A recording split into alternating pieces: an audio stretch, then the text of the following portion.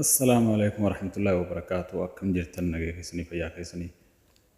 بقي نجى ولد الشانة خلوك بص إن ربي هافيسو خمناه راجل ربي هافاسو خجمتشو قبل ربي تهايد في جمتشو يساعدنا أكسمتي نمني فيديو تنا أقرتن لايك شير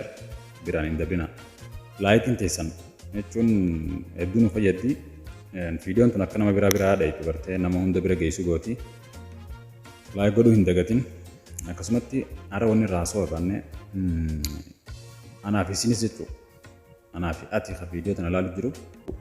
بكار رجلو تنا رافكين يفعل سكو مالتهم الأور كيو ينف قافنة فكين يفعل رجسين فكين يفعل أسرة تسبيع جسين تبدو يسين الربيع خيتي متي ما قرته يسين الربيع خيتي متي تقول يخاني جسيا وايسين التيمور بادو يسين الربيع خيتي متي ni mataan kiyaawu bakkaan arra jiru kana fakkeenyaaf maaltu ol deemuun dhorke jee waan gaafina teerra jechuudha waan inni gartee isinii dubbachuu jiru jechuudha waan inni gartee asirra bee dubbachuu jiru waan gaafina ta'e maanuma mataa kiyaawu jechuudha saniifuu isinirra beekeeti miti beekumsaa isinirra qabaadhee miti kanaa ol beeku hedduu jira garuu immoo namni gartee yaada walii kanneeti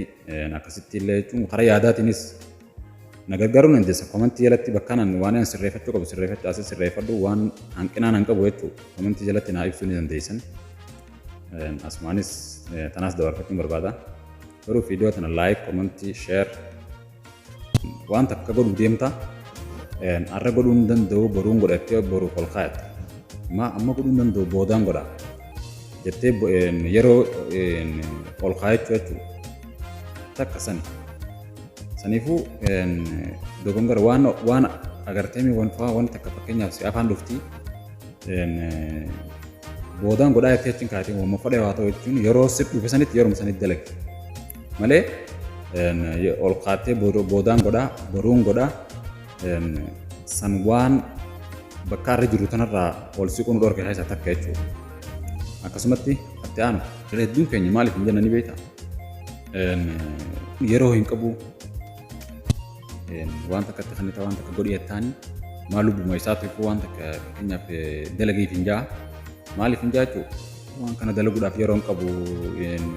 yeroo na barbaachisaa